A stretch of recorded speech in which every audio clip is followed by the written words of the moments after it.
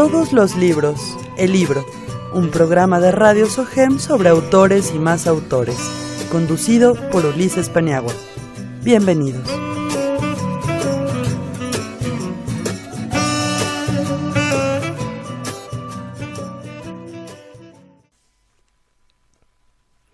Hola, ¿qué tal, querido Radio Escucha? Mi nombre es Ulises Paniagua y envío hasta allí, donde quiera que estés, un abrazo de letras. Esta es una puerta sensorial hacia la literatura, un resquicio para que te permitas descansar entre libros, darte una tregua lejos de lo cotidiano. Este es un espacio para hablar de letras en medio de la confusión del mundo. Y hoy no nos acompaña ningún invitado especial. Resulta que el invitado tuvo un problema y no pudo llegar a esta entrevista. Entonces me estuve preguntando qué podríamos hacer al respecto y me di cuenta de que nunca me había entrevistado a mí mismo. Es decir, nunca me había dado la oportunidad de hablar un poco de lo que yo hago, de lo que yo comparto, y pensé que esta sería una excelente oportunidad para hablar un poco acerca de uno de los temas favoritos, uno de los temas que más me apasionan, que es la relación que existe entre la ciudad y la literatura. Al respecto, puedo decirles que la Ciudad de México es para mí una invención.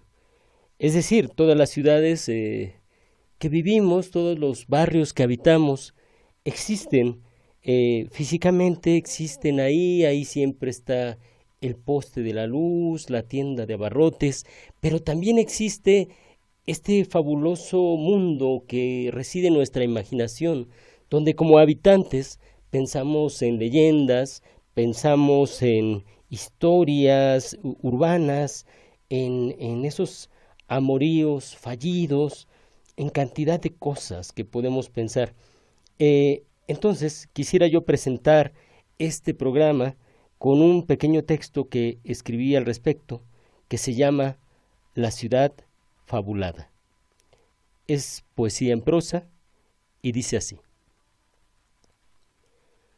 La ciudad fabulada. Esta es la ciudad del amor. Atentos desde las paredes, entre los muros, en besos de tezontle y cantera, entre perros de ladridos y llamados de gas, los cuerpos se afianzan, aferran, se reconocen en un braille de perfumes. Esta es la ciudad del amor.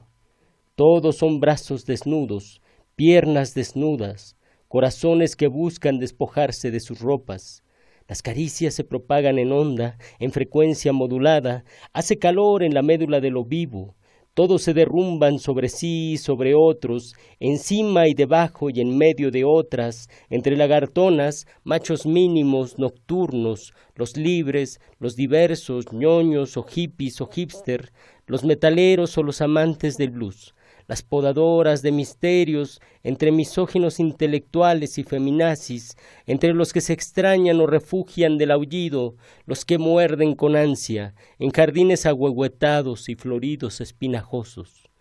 Para ellos las ventanas, las plazas y sus gemidos, los bares y los dulces insultos, los anhelos, los abrazos, para ellos la ciudad. Esta ciudad, la ciudad del amor. Y bien, pues la Ciudad de México, como sabemos, tiene orígenes prehispánicos, pero esta ciudad que habitamos ya no es precisamente una ciudad en los términos, es más, no es siquiera una ciudad en los términos urbanos, sino que ya estamos habitando una ciudad que pertenece a lo que podría llamarse una megalópolis. Después de la ciudad, cuando las ciudades crecen, se denominan metrópolis, y cuando ya son desbordadas por sus límites marginales, por decirlo así, por sus periferias, se les denomina megalópolis. En alguno de mis textos yo pensaba que la Ciudad de México, dicho con un poco de humorismo, ya no era solo una megalópolis, sino una desmadrópolis, porque realmente tratar de encontrar algo en esta ciudad, tratar de encontrar un taxi, tratar de llegar a tiempo, puede ser un problema. Entonces, al respecto, he escrito algunos textos, hay unos textos que revista que se llama Horizontum, donde tengo una columna que se llama Nuestra ciudad fabulada. Y en esta ciudad, en esta columna y en esta ciudad que refiero en la columna, pues cito a diferentes autores. ¿Quiénes han escrito acerca de la Ciudad de México en su etapa moderna o posmoderna? Es decir, a partir del siglo XIX prácticamente, a mediados del siglo XIX y hasta la fecha, se intensifica esta evolución de la ciudad en sus aspectos modernos. Aparecen los trenes, aparecen los tranvías. Héctor de Mauleón, que es un excelente cronista de la Ciudad de México, en una de sus crónicas refiere cómo apareció, por ejemplo, lo que es la electricidad, la iluminación eléctrica.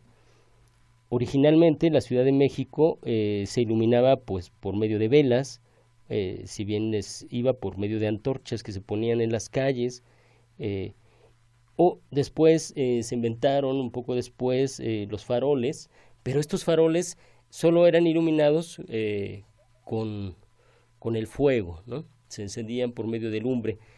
Y aparece ya a finales de la segunda década del siglo XIX, aparece en México la energía eléctrica. Y Héctor de Mauleón refiere cómo se instala principalmente porque la Ciudad de México pues era muy pequeña, era prácticamente lo que se conforma ahora como centro histórico, y en los límites pues no estaban demasiado lejos, probablemente más allá de algún lado, por uno de los lados hacia la Alameda, por otro lado pues no llegaba tal vez por el Palacio de San Lázaro, hacia el otro lado lo más lejano tal vez era Tlatelolco. Hablamos de una ciudad y del otro lado pues estaban los predios de la Roma, la colonia Roma, que en realidad era un rancho donde pastaban las vacas, donde había animales. Y bueno, en esta ciudad, en uno de estos límites de la ciudad, que no era muy grande, se comete un terrible asesinato, donde un grupo de ladrones se meten a robar a una familia de una familia rica de ese entonces, y degüellan al padre, a la madre y a todos los hijos. Un crimen atroz que genera pues lo que es la indignación de la gente, que no está dispuesta a soportar crímenes de este tipo, y denuncian ante el gobierno de esos años su necesidad de ser protegidos. Y como la electricidad era un tema nuevo y venía manejándose toda esta idea de orden y progreso, le cae como anillo al dedo y deciden empezar a implementar estos primeros faroles, cuya función principal fue poder controlar la seguridad de la gente, sobre todo ante este pánico cuando ocurre este asesinato terrible, pues toda la gente piensa que le puede ocurrir a ellos, y de esta manera se instala la electricidad, una electricidad que después en la época porfirista sería indispensable, y que en la época moderna también vendría a asombrar a todo mundo.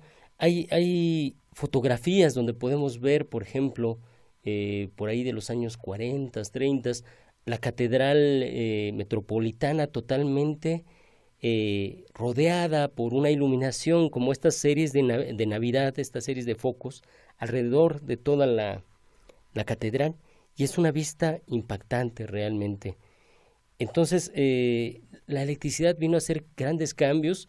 Si pensamos, por ejemplo, también en esas películas donde de pronto vemos cómo en los personajes de los años 50 se detienen en los aparadores que estaban en la calle de 20 de noviembre, en el Palacio de Hierro, y en tal vez en Madero probablemente, que antiguamente se llamaba la calle de Plateros o de San Francisco. Allí había una gran cantidad de aparadores donde se exhibían productos y todos estos productos siempre estaban enmarcados con la luz eléctrica. La luz eléctrica era el gran descubrimiento, era algo que tenía que lucirse. Y pues esta ciudad eléctrica, esta ciudad de luz, es la que nos hace empezar a pensar ya en una ciudad de México que se va a ver muy bien descrita en novelas, que se va a ver muy bien reflejada en algunas películas y que conforma lo que es ahora nuestra memoria. Es decir, somos chilangos o somos defeños, decían algunos, cuando todavía nuestra ciudad se llamaba Distrito Federal, porque conservamos una memoria y una tradición acerca de nuestra propia visión de la ciudad y de la visión que, por ejemplo, los escritores nos han conferido al respecto. ¿Qué escritores han hablado de la Ciudad de México? Pues por ahí yo les puedo recomendar algunos libros muy interesantes. Hay uno muy bueno realmente, que se llama El Elogio de la Calle y que escribe Vicente Quirarte. En el Elogio de la Calle, Vicente Quirarte consigna algunas memorias de Guillermo Prieto, de Manuel Gutiérrez Nájera y de otros grandes escritores de esa época que refieren cómo eran los movimientos de cómo se originaban las cosas, cómo sucedían las cosas en esos años y a través de las novelas, ¿no? Uno de los primeros que empieza a describir la Ciudad de México es Fernández de Lizardi, en su libro El Periquillo Sarmiento, donde ya aparece un personaje que anda moviéndose por allí en las calles de la primera modernidad de la Ciudad de México. Y después aparece también algunas crónicas, hay algunas crónicas de Manuel Paino, que nos dicen cómo era la ciudad también en esos años, y donde incluso Paino le entra este asunto de contarnos leyendas urbanas o leyendas de terror, en un género que pensaríamos que es muy contemporáneo y que sin embargo ya se manejaba en esos tiempos. Poco después aparecen ya en una época posterior o muy cercana al Porfiriato, aparece la novela Santa de Federico Gamboa y aquí empieza ya a describirse como no solo la ciudad como un paisaje urbano que se le llama, que es decir, no solo como edificios, como casas y como palacios, que bien se le dio el nombre a la Ciudad de México, de la ciudad de los palacios por su glamour y por su hermosura, sino que también empiezan a describirse las cosas, las actividades que realizaban los habitantes de la Ciudad de México. Y en Santa, de Federico Gamboa, empezamos a ver este tipo de actividades. Si les interesa el tema, hay otros grandes momentos de la literatura que refieren a la Ciudad de México. Uno de ellos es el poema de Efraín Huerta, Los Hombres del Alba, donde Efraín Huerta hace una cosa muy interesante. A Efraín Huerta, que se le llamaba o se hacía llamar el Gran Cocodrilo, le gustaba mucho caminar por las calles, pero no por las calles comerciales, por las calles bonitas, sino que le gustaba acercarse también a los pobres.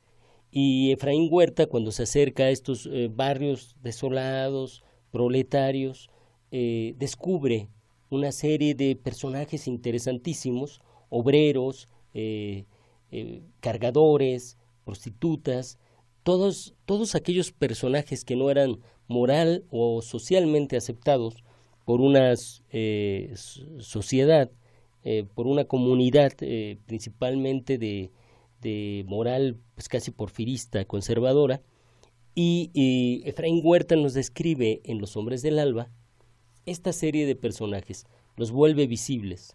Los Hombres del Alba es entonces un poema un elogio al proletariado de aquellos años a través de una visión de la Ciudad de México. Se los recomiendo ampliamente, es un poema muy, muy interesante. También hay otra novela, me viene a la memoria ahora esta novela de Agustín Yáñez, que se llama Ojerosa y Pintada. Ojerosa y Pintada, que parte precisamente de uno de los versos de Efraín Huerta en Los Hombres del Alba.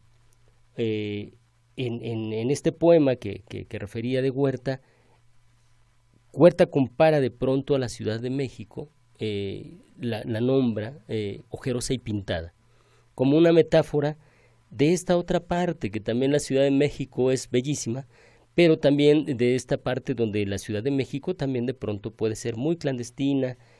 Había una Ciudad de México sexual donde había tráfico de prostitución y cierta corrupción y decadencia.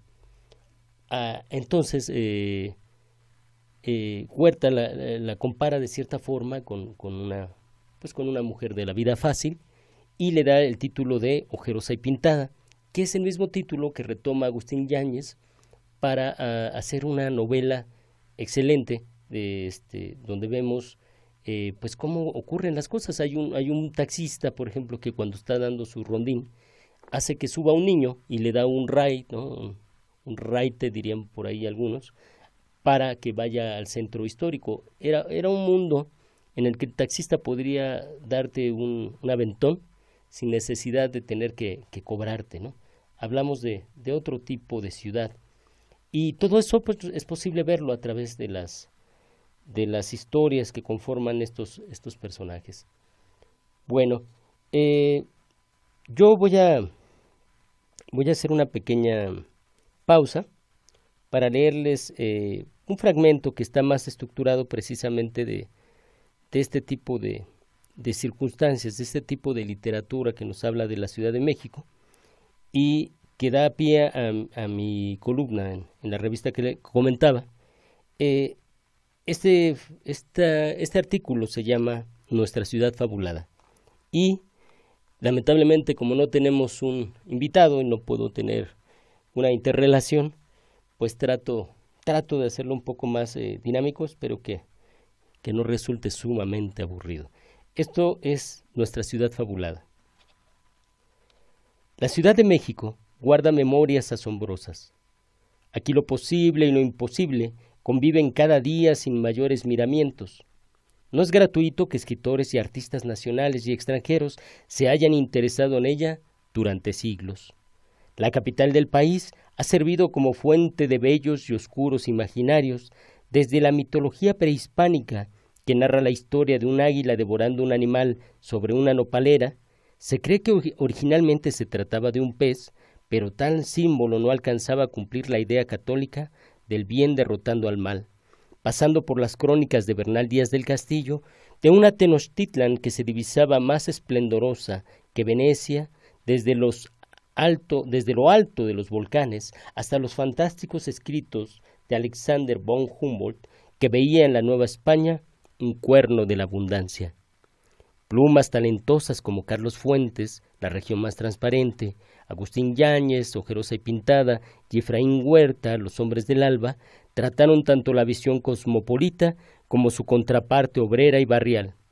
Nietzsche escribió alguna vez acerca de la Ciudad de México. Sí, Nietzsche. Lo más curioso es que lo hizo sin haberla visitado jamás, por lo que la visión del filósofo alemán se parecía más a aquellos mapas del siglo XVI y XVII, donde la ciudad de los palacios era una especie de Ámsterdam o de Roma, y los templos mexicas eran rematados con almenas al estilo de los castillos europeos. Muchos años más tarde, Sergei Eisenstein, el cineasta ruso, visitaría el callejón de Ave María, cerca de la hoy avenida Pino Suárez, donde conocería a la célebre prostituta La Matildona, de la cual dejó constancia en bosquejos y dibujos, mujer que fue inspiración de intelectuales mexicanos y europeos de aquella época, y a la cual el escritor español Jaime Bagrela, en su libro El fifí de Plateros, dedica un capítulo completo. Eisenstein también visitaría otros sitios de la capital, que le ayudaron a comprender la idiosincrasia de celebración y muerte de nuestro pueblo, que muy bien retrata en su documental Que viva México. En fin, episodios y leyendas sobran entre avenidas y colonias de la Ciudad de México. Con ello, hemos inventado al paso del tiempo nuestro espacio, un espacio que de manera particular o colectiva erigimos de manera socio y psicológica. Nuestra capital, Tenochtitlan, Nueva España, DF, Ciudad de México, ahora CDMX, al paso del tiempo, va siendo nuevamente reconstruida por nuevos habitantes, a los cuales alimenta en una operación simbiótica de anhelos, angustias y esperanzas. Nuestra capital es un territorio real, pero también es una ciudad fabulada por y para todos, que consigue a través de tanto soñarla una identidad única que la vuelve maravillosa y temible. Buena o mala nuestra fabulación, no importa. Lo trascendental acerca de nuestra metrópolis, como sucede en la metáfora de la rosa en la historia del Principito, es que para nosotros se trata de la ciudad más bella del planeta, porque es nuestra y punto. Y bien, pues de esta manera es como en esta crónica quise describir un poco esta ciudad que nacía por ahí de finales del siglo XIX, principios del XX, y con nuevas esperanzas, nuevas expectativas. Hay, por ejemplo, un libro también, un libro que es muy interesante, que se llama Los cafés en México en el siglo XIX, que es escrito por Clementina Díaz y de Obando, y que es un libro que también les recomiendo. Es una edición de la Universidad Nacional Autónoma de México, y en él, en Los cafés en México en el siglo XIX, Clementina Díaz nos habla de los primeros cafés que se fundaron en la Ciudad de México. El primer café del que se tenga memoria es el Café Manrique, que estaba ubicado, por lo que entiendo, en la calle de Tacuba, creo que prácticamente esquina con Palma, si no mal lo recuerdo, y el Café Manrique fue el primer café que se fundó aproximadamente en 1790. Y ya en 1792 aparecen algunos edictos donde tratan de regularizarse la idea de los cafés. Los cafés son importantes en esa época y lo siguen siendo, pero sobre todo en esa época porque se constituyen en un lugar de reunión, en un punto de encuentro donde se podía hablar de política, donde se reunían los intelectuales, y también había, ¿por qué no?, algunos ociosos, algunos vagos que se les juntaban y que les encantaba ir al café a perder el tiempo y a juntarse con los demás para ver qué podían sacar de todo eso, ¿no? Quién les podía conseguir un puesto en el gobierno, por decirlo así, en la administración de aquel entonces. Algunos de ellos se les veía incluso con recelo y con menosprecio. Algunos de ellos se les hacía llamar los manojitos, por ejemplo, los recetantes, planchados, los currutacos, los manojitos mexicanos, y en su acepción más común, los petimetres. Hablamos de una etapa histórica muy interesante que vivió, por ejemplo, Guillermo Prieto, que es un autor al que les recomiendo recurrir, del cual no se habla mucho de pronto, y Guillermo Prieto pues nos refiere en algunos de sus escritos el ambiente en alguno de estos cafés, ¿no? Uno de los cafés más importantes era el Café del Sur, por ejemplo. En el Café del Sur ocurría muchas cosas. Este café se ubicaba lo que es ahora el Hotel de la Ciudad de México, ¿no? Y allí pues se reunían diferentes personajes de la política. También había otro café muy famoso que estaba ubicado en lo que es prácticamente, según entiendo yo, el Sambors de los Azulejos. Originalmente era un café. Después, ese edificio, que es conocido como, bueno, la Casa de los Azulejos, pasó a ser un club, un jockey club, donde tal vez desde esta práctica de acudir al café, se transformó el espacio en un club, donde no solo se iba ya a tomar café, sino que también se podía beber y al mismo tiempo se podía fumar. Por eso hasta la fecha se conserva la tradición de vender tabaco, de vender puros en este lugar. Y bueno, ese lugar que después sería invadido, por decir así, ¿no?, por los zapatistas que pasaron a desayunar cuando toman la Ciudad de México durante la Revolución. Entonces, como vemos, la Ciudad de México está llena de historia, está llena de fábulas, de cosas maravillosas. En este libro de Clementina Díaz, hablando de la Ciudad de México y la modernidad, menciona los siguientes cafés y incluso con su localización. Ahora es difícil localizar estos cafés porque las calles que nos menciona Clementina Díaz ya no existen, sí existen, claro, pero ya no existen precisamente en la imaginación de nosotros porque cambiaron de nombre. Entonces, por ejemplo, ella menciona el Café Astrea, que está ubicado en San José el Real y en la Segunda de Plateros, es decir, en la Avenida Madero, ¿no? Exactamente dónde no lo sé, porque yo tampoco sé dónde es la calle de San José el Real, y habría que investigar para saber exactamente dónde estaba este café. Pero llegó a haber una gran cantidad de cafés, entre ellos estaba el Café Astrea, estaba el Café Calle de Manrique, número 6, del que ya hablamos un poco, el Café El Comercio, el Café Sociedad Calle de la Joya, estaba el Café del Cazador, que ese estaba ubicado en el Portal de Mercaderes, estaba también el Águila de Oro, ¿no?, que creo que es el que ahora es el Sambors de los Azulejos, y se encontraba también el Café Veroli y la Bella Unión, entre otros muchos.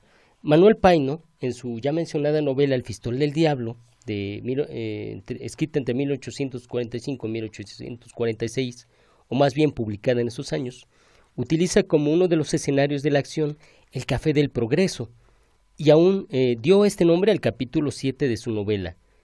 El costumbrista extraordinario, que era Manuel Paino, detalla el interior del café y los tertulianos, y los describe de esta forma. Es decir, como dice Clementina Díaz, entremos con Paino al Café del Progreso, pidamos un café y observemos cuánto sucede en este mentidero. El nuevo propietario puso un tejado de cristal sobre el patio, revistió de madera las gruesas columnas que sostenían un corredor cuadrado, colocó en el fondo un aparador surtido de cuanto apetecían y acostumbraba tomar los parroquianos, y todo esto lo pintó al óleo, remendando los más exquisitos y fantásticos mármoles, y con esta mejora quedó el lugar más elegante y más de moda de la ciudad. En la época en que vamos hablando, el café, lo mismo que entre los orientales, era el sitio de reunión de todos los hombres del mundo y de negocios, y por consiguiente, todos los días, desde las 6 de la tarde hasta las 10 de la noche, presentaba el Café del Progreso un espectáculo animado e interesante.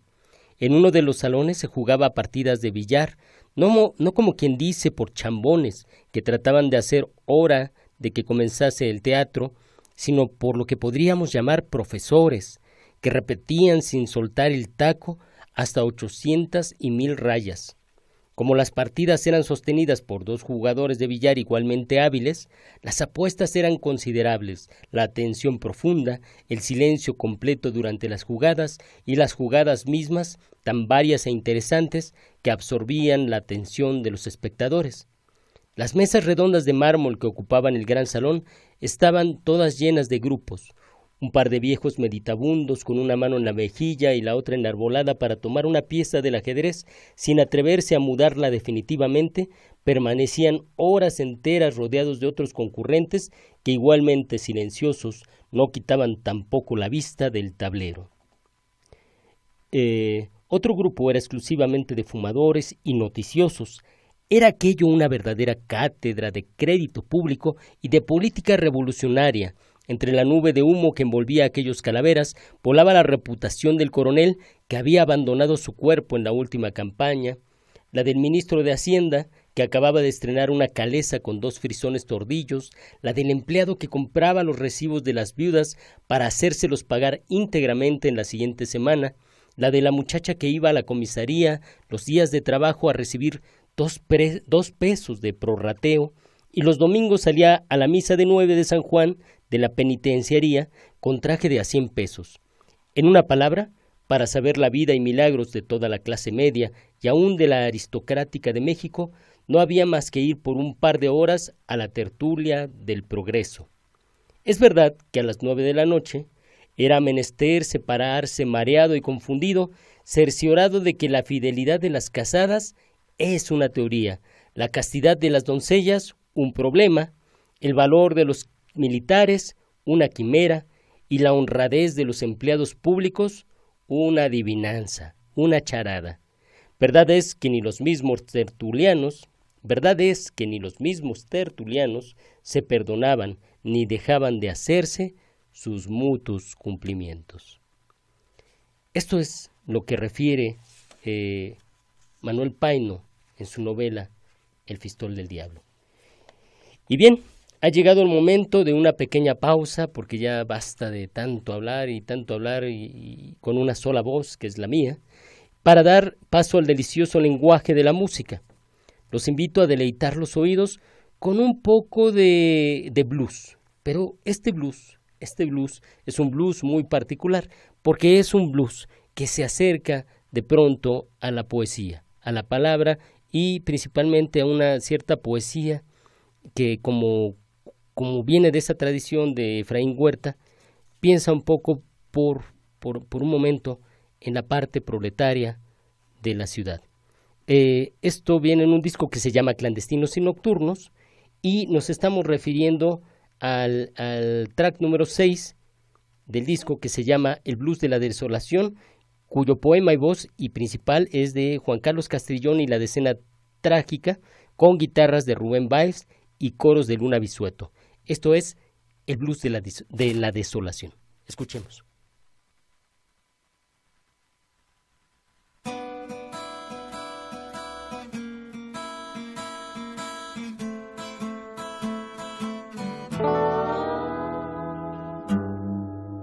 Blues de la Desolación. Ahora estoy de nuevo desnudo y desolado sobre esta bocanada, harto hasta la médula de cualquier desolación. Desolado de nuevo, pantereo en la sonada.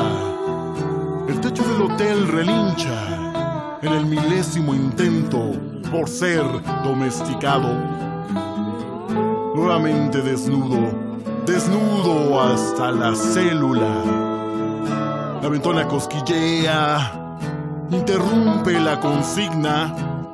Aúlla la monserga de ser deslunado de nuevo. Rencoroso hasta el panfleto. Asomo la imprecación a la calle harapienta de policías desvelados. Harto hasta la célula. Raciono los insomnios, pero prodigo insultos, cuidadoso de sanear al subconsciente. Desolado hasta la férula. Te buscaré después del riesgo. Arremeto mientras tanto contra el impune hartazgo. Harto de tanta báscula, desolado en el resquicio, desnudo hasta el féretro.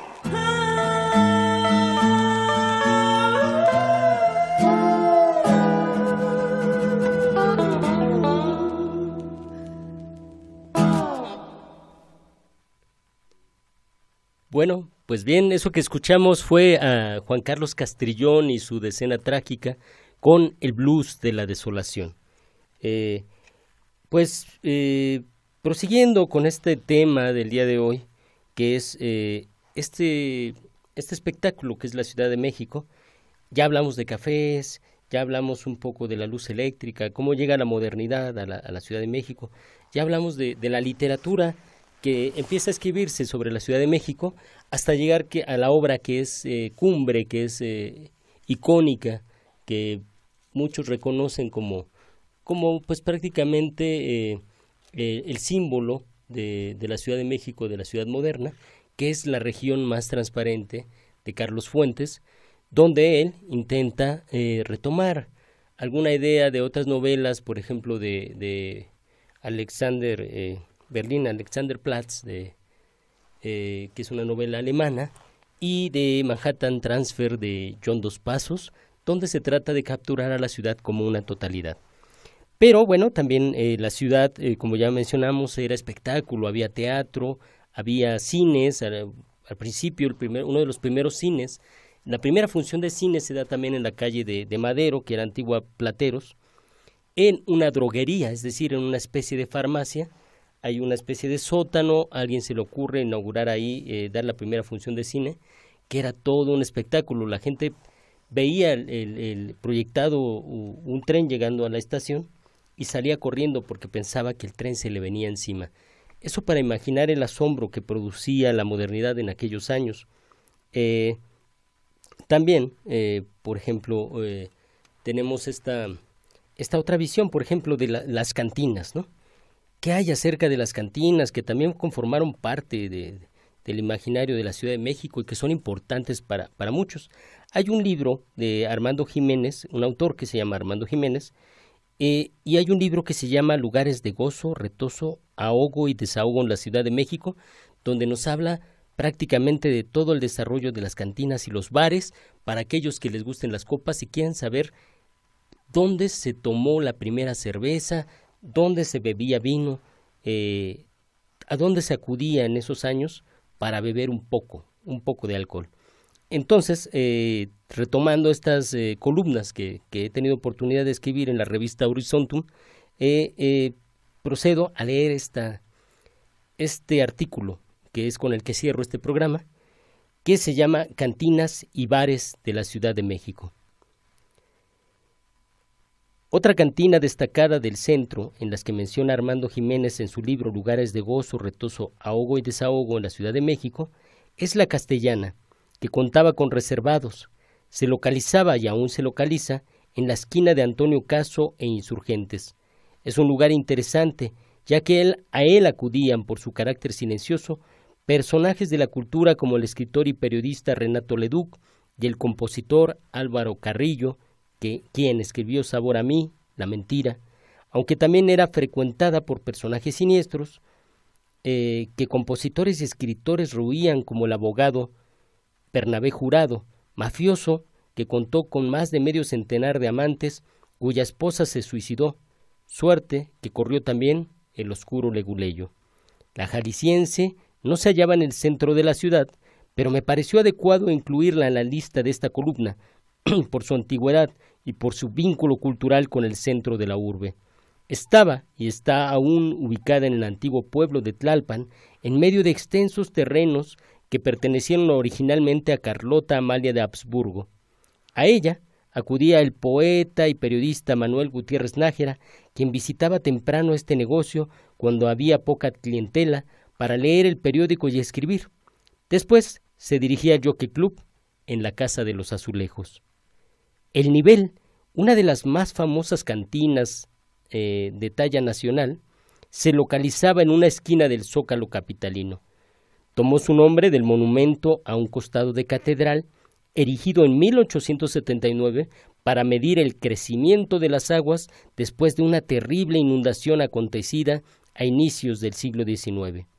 Antiguamente era el Café Correo, sitio predilecto de capitalinos para chismorreos políticos y artísticos. A El Nivel llegaron a concurrir incluso presidentes de la República, como Sebastián Lerdo de Tejada y Manuel Ávila Camacho, a quienes les bastaba cruzar la calle para beber un buen whisky o un delicioso ron y después regresar a su trabajo. Actualmente, el edificio pertenece a la UNAM y se halla en proceso de remodelación. El Salón Correo se hallaba en el cruce de las calles de Tacuba y Eje Central, justo donde ahora se localiza el Palacio Postal de Correos de México, inaugurado por Porfirio Díaz. Allí acudían personalidades como Jesús Urueta, quien le daría nombre al parque de la colonia Roma, que hoy se conoce como Jardín Pushkin. A Jesús Urueta, por sus dotes oratorios, lo llamaron el príncipe de la palabra. Escribió varios libros, colaboró en el siglo XXI y debido a sus críticas al dictador Victoriano Huerta, tuvo unas vacaciones forzosas en la Penny de Lecumberri, como lo hace saber Armando Jiménez. También visitaba el lugar el actor Pancho Cardona, empresario del Teatro Orrin, y por sus afueras paseaba la famosa prostituta apodada el Fantasma del Correo por haberse hecho fea al paso de los años. En fin, por el momento basta de copas, aunque muchos nos gusten. Salgamos a recorrer las calles, nos vemos en la próxima entrega de esta columna para fabular más sobre la Ciudad de México. Y pues bien, como el tiempo apremia y hoy es un programa especial donde no tenemos un invitado que haya llegado, podemos acortar un poco más este espacio y quisiéramos darle tiempo, darle cabida a una segunda canción de este disco Clandestinos y Nocturnos y a un grupo de artistas que mezclan la poesía con el blues. Vamos a escuchar la canción número 4 del disco Clandestinos y Nocturnos, que es una canción de Bob Dylan en la traducción, en su versión al español y en la voz poética de Juan Carlos Castrillón, con la guitarra de Rubén Báez, quienes participan y conforman la Decena Trágica. Esto es, con la Decena Trágica, la canción número 4, Si los perros andan libres.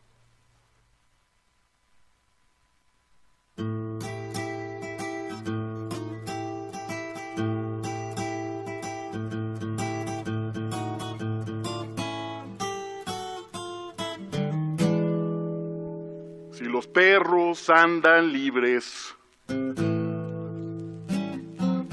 Si los perros andan libres, ¿por qué nosotros no? A través de la ladera quebrada, mis oídos escuchan una sinfonía de dos mulas, trenes y lluvia. Lo mejor está todavía por llegar. Eso es lo que me dicen. Dedícate a lo tuyo y serás el rey. Si los perros andan libres, si los perros andan libres, ¿por qué yo no? A través del marasmo del tiempo, mi mente teje una sinfonía y un tapiz de rima, o vientos que llevan mi historia hasta ti, para que fluya y exista a cada quien lo suyo, todo lo desconocido. Los perros andan libres.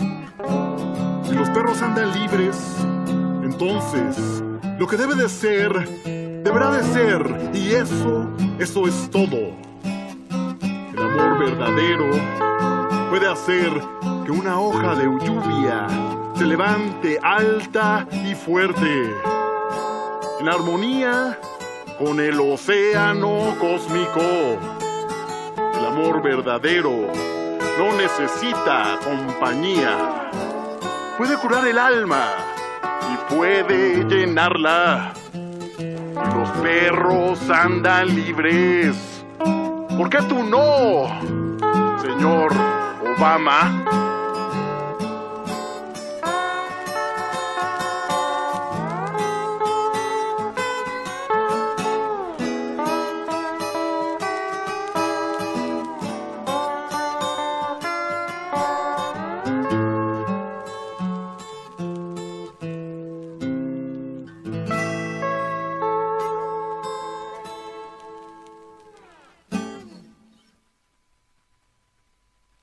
Bien, eso fue Si los perros andan libres con Juan Carlos Castrillón y la Decena Trágica. Y pues Eso ha sido todo. Se nos agota el tiempo en este programa. Todos los libros, el libro. Quiero aprovechar para dar ahí mi contacto en redes. Pueden localizarme principalmente en Facebook, que es donde más ando. Estoy como Ulises Paniagua Olivares. O también pueden localizarme por ahí en Twitter. Estoy como Ulises Paniagua 43. Para cualquier contacto que quieran hacer, pueden escribirme ahí. Y pues bien, eso ha sido todo en tu programa, Todos los libros, el libro. Esperemos que les haya gustado. Su amigo Ulises Paniagua les recuerda que nos escuchamos la próxima semana a la misma hora para seguir conversando acerca de literatura, de autores y más autores. Y recuerden que, como dijo Borges, de todos los instrumentos del hombre, el más asombroso es, sin duda, el libro. Los demás son extensiones de su cuerpo, pero el libro es otra cosa. El libro es una extensión de la memoria y la imaginación. Hasta la próxima.